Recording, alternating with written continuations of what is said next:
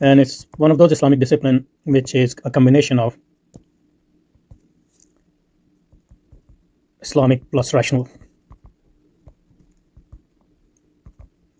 knowledge. So it's a discipline which is revelational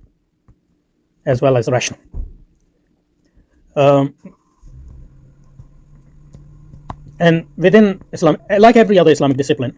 it has different schools or different madhahib, and these schools are formed based on different methodologies and schools are generally, so if you're doing a rational defense of Islam, depending on your methodology, the way you defend Islam would be different, etc. So the main schools of Islamic ilm al-kalam, there are many, but al-Mu'tazila, the Mu'tazila are the most, obviously ilm al-kalam started with Sahaba, and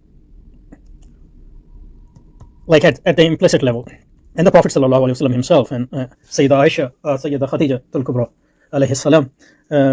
as I have argued that she was the first mutakallim, but we are talking about the what we call tadween,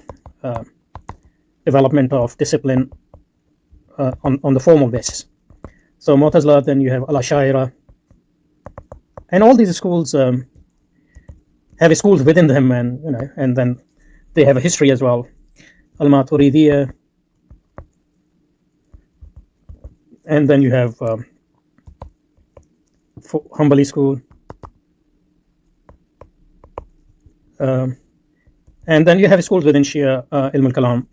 or Zaydi ilm al-kalam, even though most of the schools within Shia ilm al-kalam either go back to Mu'tazilas, or if we talk about early Ahlul Bayt, their ilm al-kalam resembles more like Hanbalis and Ahlul Hadith. Anyway, so these are some main schools of Islamic ilm al-kalam. And obviously after imperialism, we had several efforts to develop new ilm al-kalam, even though as far as we know, none of those efforts were successful in developing a separate school, and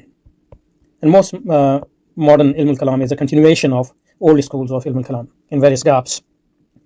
even though we might like Iqbal's book, and there are some other efforts which can be considered of at least early